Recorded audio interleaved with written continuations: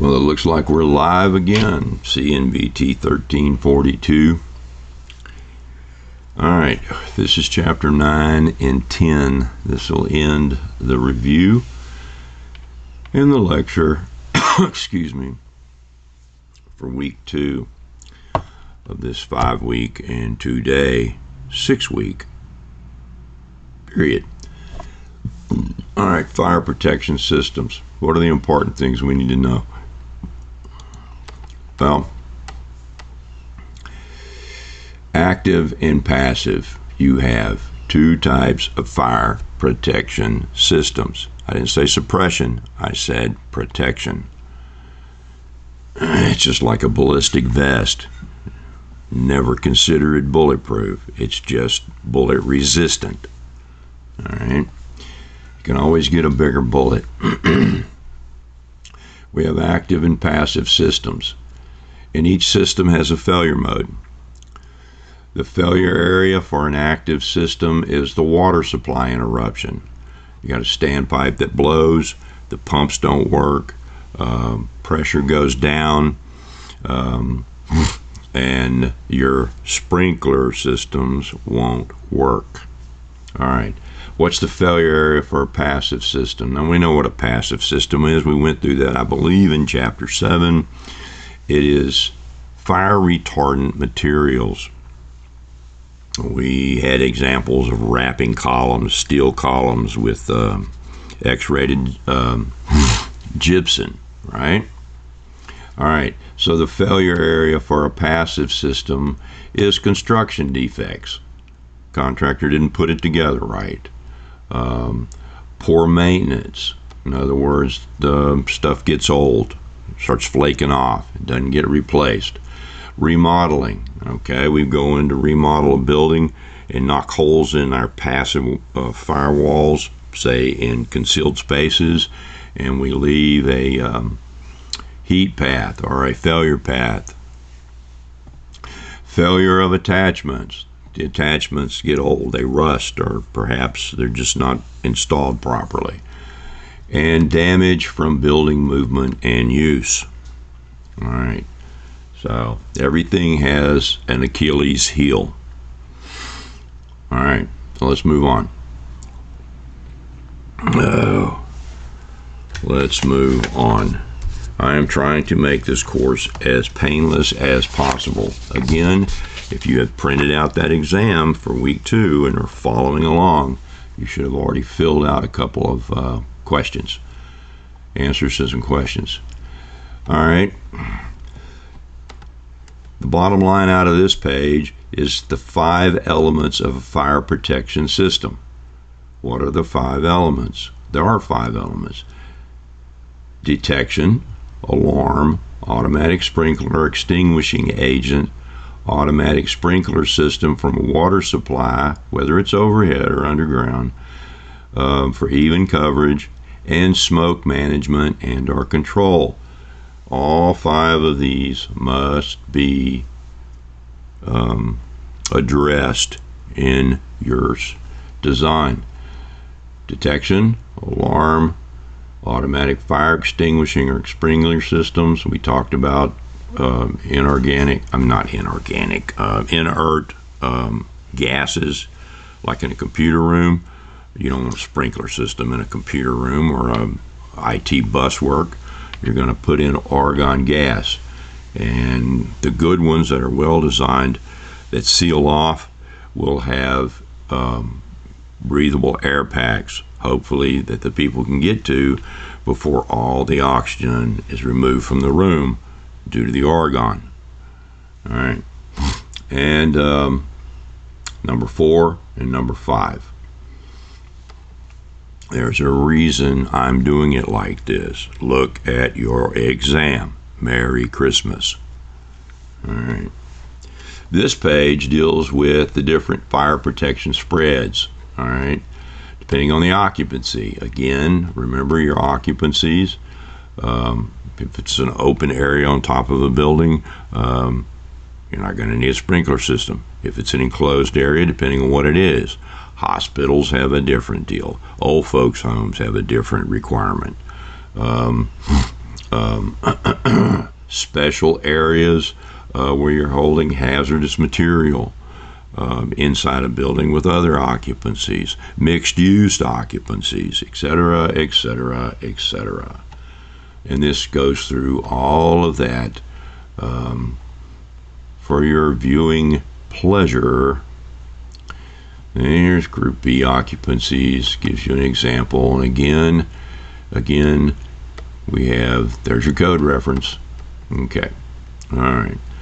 Another code reference. Another code reference. Oh my God, we got code references out the wazoolie. You see how complicated we can actually make this course? There's no reason for it. You may actually go to work for a fire suppression system company as a designer and drafter. And you'll delve off into a special area where your real learning, real schooling will begin. We're just teaching you the basic vocabulary. Here we have our 55 feet for our highest ladder truck. All right. But again, this code section requires that for certain heights and occupancies, the whole bloody thing needs to be suppressed. And why is that? We already talked about the weakness due to the heat for steel and concrete, etc., etc. Just go back and watch the World Trade Centers. Those planes hit the upper deal. That was well thought out by them. And so you had the heat going up, and then that upper section lost its strength because of the heat and just collapsed all the way down. All right. Sometimes the sprinkler heads can be horizontal as opposed to vertical.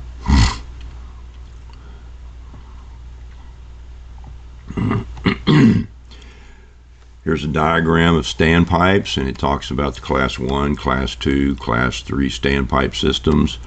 Here's a fire department connection so they can fill up their pumper trucks. And sometimes, if you got a large pumper truck, the pumper truck can also help add pressure to the existing system in here. All right, here's your main water main coming from your municipal water supply, and these are the different classes of standpipes. All right, fire alarm and detection systems again, heat smoke detectors, automatic sprinkler, smoke control, your HVAC system response. That means you got fire dampers in these big commercial HVAC systems. Sometimes they have fusible links, etc., etc. I did a big warehouse renovation where between the two sections of the warehouse we had smoke and fire dampers with fusible links, and they would just shut off sections of the warehouse. And then audible and visible alarms. Now the problem with audible and visible alarms out at the Cypress Center in the welding lab, when we have fire alarms, there's a little strobe light, but it's at the one end of the bloody building, and the speaker's not loud enough for you to hear at the other end of the welding lab when the students are grinding and beating and pounding and making lots of noise. So that's something your occupancy and the use needs to be taken care of or addressed. How's that? All right, let's go on. Oh, we got some more highlighted areas. I wonder what this could be. All right. Oh, my goodness. Looks like another test question, doesn't it? If you haven't figured out how I've done this, you're behind the curve. All right. We're on page 173. All right. This talks about the requirements for manual alarm boxes. Manual alarm boxes need to be within 5 feet of the exit. Okay? They need to be within 5 feet of the exit. So as you're running out of the building, you can trip the alarm. Okay? And they need to be from 42 inches to 48 inches from above the floor. Okay? Now, buried in here is also it's not to exceed 200 feet from the nearest box. Okay? So you have two requirements: 5 feet from the door and no more than 200 feet to the nearest box. All right, what are the four areas? The four areas of visual alarms.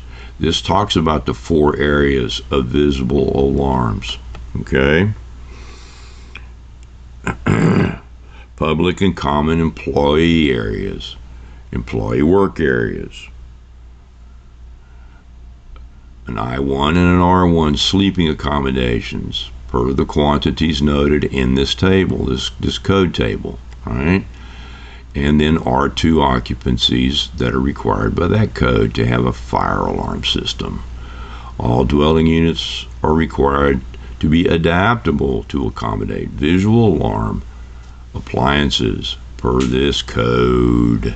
All right, so here are your four visual alarms. Okay, Merry Christmas. Now, what is the purpose of the smoke control system? We've already talked about that. We talked about that in the atriums, remember? All right, so let's go down to smoke control systems. Okay, the purpose of a smoke control system, as stated in this section code, is to provide a tenable, isn't that a nice word, tenable environment for the evacuation or relocation of occupants. Well, I got news for you. I don't want to be relocated in a burning building. I want to be extricated from it. I want to evac, right? The heck with the building. So, no, you're not going to relocate me in a burning building. I'm getting out. Okay? Now, I guess there's an argument could be made if there's a tornado outside and the building's on fire at the same time. I guess everybody's screwed, right? Well, so I don't want to get sucked up in a tornado. I don't want to get burned to death. Well, such are decisions in life we have to make. But the bottom line is the purpose of the smoke control system is to create a tenable environment for the evacuation or relocation of the occupants. All right.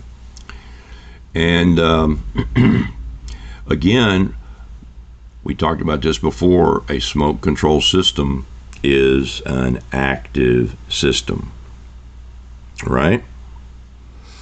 Is it passive or is it active? Okay. All right. So, follow along with your exam. You will find the answers have just been given to you. Merry Christmas. All right, and this talks more about smoke control systems and such in the stairways and exits. It'd be a pain in the ass trying to get out of fire stairs, right? Got a million sheeples trying to escape a burning building, and there's smoke filling up the bloody stairwells. We don't want to do that. That's bad. That's really bad design. All right. Now, carbon monoxide detection. You got to have forced air. CO is really bad. It'll kill you. And so, if you have these active furnaces and stuff like that, or if you're a moron and you put your generator, because the power was out for 6 days after our last Stormgeddon, and the goobers bring their portable generators inside their house, well, that's a Darwin Award waiting to happen. Most of your modern generators now have a CO detector on them, so if they're stuck in an enclosed environment and the CO builds up, they'll shut the generator off. But most likely the people are already going to be carbon monoxide poisoned by that time. But I digress. That's not a part of this course. Don't put your portable generator inside your house. Don't bring your barbecue pit inside the house to heat it up. I shouldn't have to tell you that, but I did anyway because I'm a nice guy. Means of egress. All right. This talks about the fundamental purpose of an egress. Okay. The fundamental purpose for an egress, means of egress, is to get all of the occupants out of a building in a safe and expeditious manner during a fire or other emergency. Okay. That includes active shooter or whatever. All right. All right, and Ching goes on and beats this up some more about Webster's definition. There's the definition you need to worry about. Let's move on. If a building has multiple uses, I've condensed and boiled the fat out of this, okay? You have egress concepts and flow, and we'll talk about that in a minute. But if a building has multiple uses, the designer must make sure there is adequate numbers and capacities for exits. And there needs to be multiple exits. Okay? Let's say we have a tornado and collapse this side of the building. Is there another way to get out? Okay? Is there another way? You got to have a plan A, a plan B, and a plan C, and a plan D. Or you don't have any plans at all. Okay? Now, there is only so much that you can do in certain buildings, okay? But you need to be looking at how are we going to get these people out, and what happens if this is shut off over here for some reason. Let's say halfway through the emergency, boom, this collapses. Do we have a way back over in this side? All right. How many ways do you get out of the building? All right. All right, what else? What else? Flow. What is the flow? The flow, the bottom line for flow is that it's a means to every egress pathway. That's your flow. It's a means to every egress pathway. Here's a flow, here's a flow. So we flow through here, we go here, and then we got to turn and come back in here, and you got more people coming in here, piling up, and we got more flow. And just like in a water pipe, the more you get down, downstream, the pipe's got to get bigger. All right, the pathway's got to get bigger and more unobstructed. And remember, we talked about passive floor and wall coverings in these exit areas in there. So that's your flow. So the bottom line is, what is flow? It's a means to every egress pathway. It's a means to every egress pathway. That's a flow. It's a means to every egress pathway.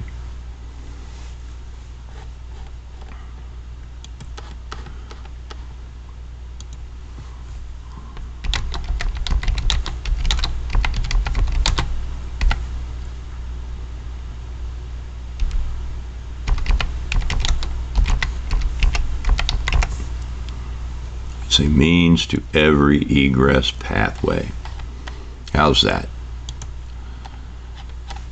Okay, let's move on.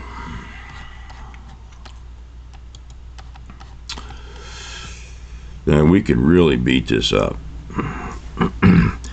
Why do we need alternate paths? Why do we need alternate paths? That would be another question we should ask ourselves.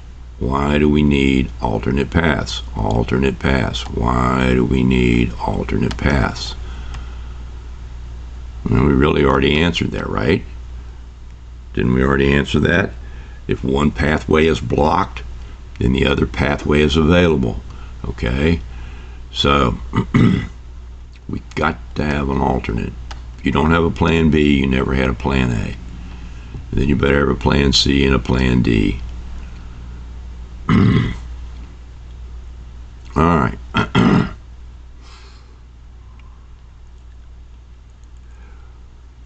What is protection? What's the bottom line for protection? We talked about that too, did we not? What is protection? Well, we've got to have a protection in these pathways, right? And what kind of protection do we have? It's active and it's passive, right? So, active and passive. What is egress path protection? can be active or it can be passive. If your exit, let's just say this is a fire stair exit, it's all cast in place concrete. Well, we would call that passive, right? Could be sprinklered. So it could be both active and passive. All right, let's move on. What is exit access? Exit access. Exit access. It's that portion and means of egress system that leads from any occupied portion in a building or structure to an exit, right?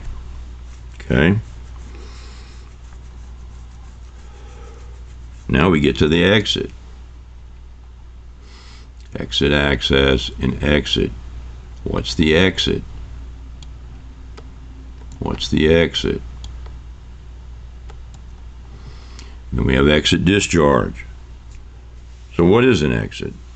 Well, as you read through the book, it's the portion of the egress between the access and the discharge, right? And what's the exit discharge? It's the termination of an exit or a public way. Here's your exit discharge. Okay, here's the yard and the street, and we've come down the access. Here's the exit, boom, boom, boom, boom, boom, boom, boom, down the stairwell, and then out to freedom. Okay. All right. Exit discharge. Okay. And this shows a diagram. Here's a street, and here's a street. Exit discharge, exit discharge. Here's an exit, exit access. We're coming down, and it could be multiples in the building. Here's a pathway and a flow. Here's a pathway and a flow, pathway and a flow. And then out to the public open area. All right? I think we beat that up enough.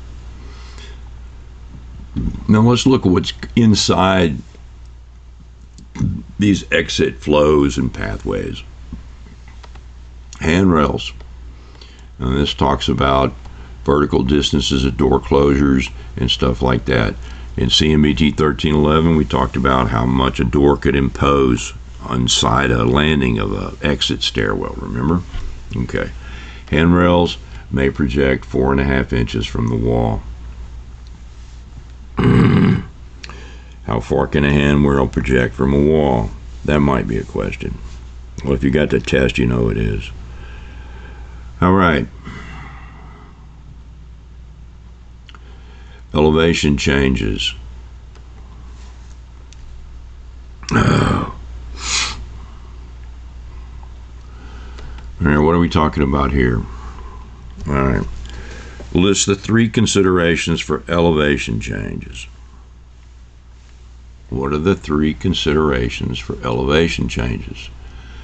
Now, this is not real particularly important as far as I'm concerned, other than if you have a column sticking out in a protected pathway, then you still got to make sure that these distances are taken care of, all right?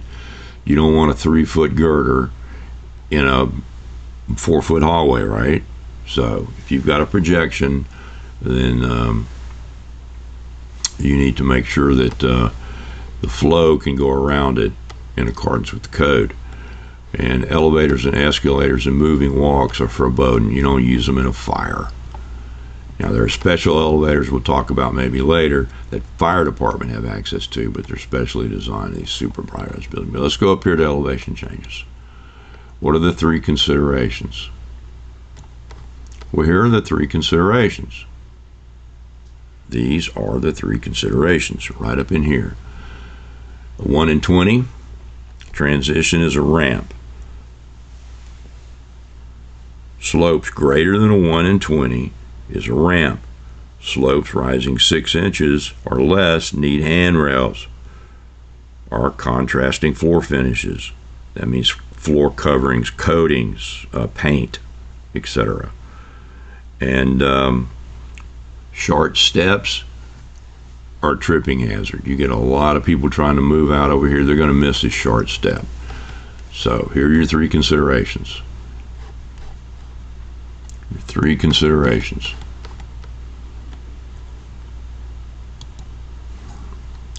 That's one. That's two. That's three. Three. Remember, I'm a professional at this. Yeah, Those are your three considerations. Merry Christmas. All right, what else? What else we got? Alrighty then. Okay, and this talks more about the actual number, general egress requirements, more general depending on the occupancy type, what's going on in here. Look at this conference room. Look at this conference room. Probably ought to save this. I already did. Look at this conference room. They only got one exit door, right? So I guess you put the guy you don't like mostly here. People against the wall, they got to kick them chairs out, run around over here. Everybody's trying to get to the door, and whatever, you got a meeting in here, right? Then these people are trying to get out. There we go, right through here. So we have an exit straight across here. And then these offices. All right. And here's your formula that they use for this particular diagram. Your mileage is going to vary. All right. Okay. Again, stairs, mezzanines, main floor occupancy, special areas. Oh my goodness, look at this giant auditorium. Isn't this fun? Oh yeah, isn't this fun? This is fun. More again, and here's a stairway. They've got alarms in here as if you need to be told again once you're in the exit stair that you're running from a fire, but that's okay.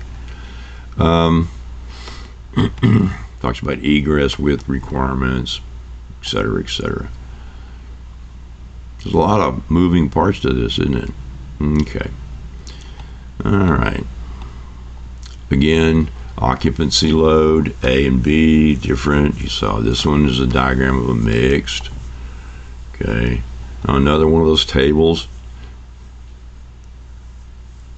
We could really make this course a pain. It's just boring, I know. But it's very important. Very, very important. Here's another diagram of flowing and pathing, getting out of the building.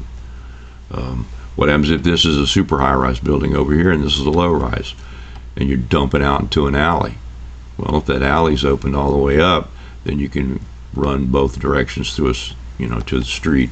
Assuming there's not dumpsters and stuff and street people, homeless people living in here. All right, let's see.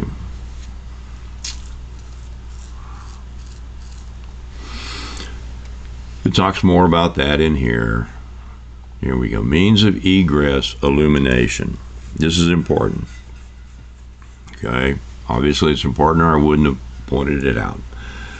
Means of egress illumination. The thing you need to know is that this section of the code requires that the illumination level for a means of egress be not less than 1 foot candle or 11 lux at the walking surface level. That doesn't mean above, that means at the walking surface, the floor. So that actually has to be a brighter light if it's going to cast down, right? Let's say you've got a 10-foot ceiling. Let's say here's the ceiling, and here's the luminaire, and here's the floor. That means at this level, by the time the light hits this level, it needs to be 1 foot candle. Not up here, but down here on the walking surface. Okay? All right. I'll just add that to my little thing. All right, 1 foot candle. 1 foot candle at the floor level or greater, and it has to have a battery backup. Has to have a battery backup. Must have a battery backup. Must have a battery backup. All right? Well, believe it or not, that pretty much killed chapter 10. And this goes on, talks about landings, door heights. We've gone through this with ADA. This was in CNBT 1342, locks and latches. You don't want door knobs, door levers, or panic push bars. Okay. And it talks about educational for Group 1 occupancies with a keypad. What's the problem with a keypad? In an emergency, not everybody's got the code, right? It's crazy. All right. Talks more about stairs, steps, but the important stuff we've already talked about. All right. You do not want to use a spiral stair. We went through spiral stairs in CNBT 1311. So more about ramps and such as that. Exit signs, requirements for exit signs, rise and run of your stairs. Again, more handrails. You're not going to put a wooden handrail in a emergency fire exit in a building. Guards, people falling through, little kids. This is all from CNBT 1311 again. He likes to repeat stuff. And there's more exit access. All right. Where are we at on this? We're only 31 minutes. Well, that pretty much beats up chapter 10. So that ends week 2.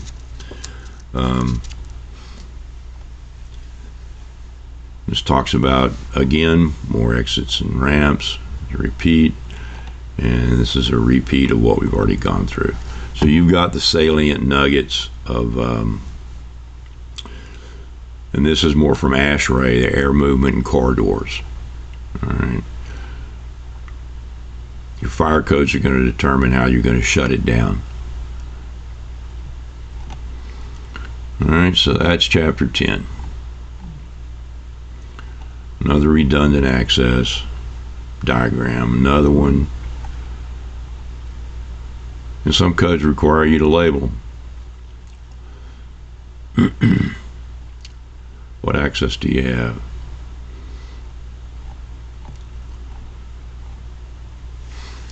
All right, that's enough for chapter 10. It's just more and more of the same stuff. Now this will be your outside design. Where are you going to get these people out? You're going to have fire trucks in here someplace.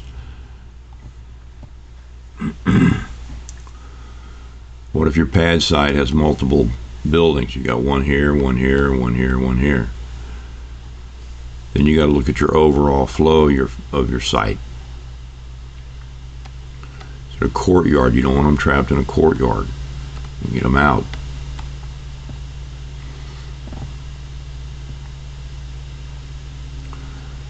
Assembly area, more of the same. Emergency escapes, and that sort of stuff. All right. Well, you've got your salient bits of nuggets from chapter 10. Now that ends week 2. You should all not have a problem making an A on this exam.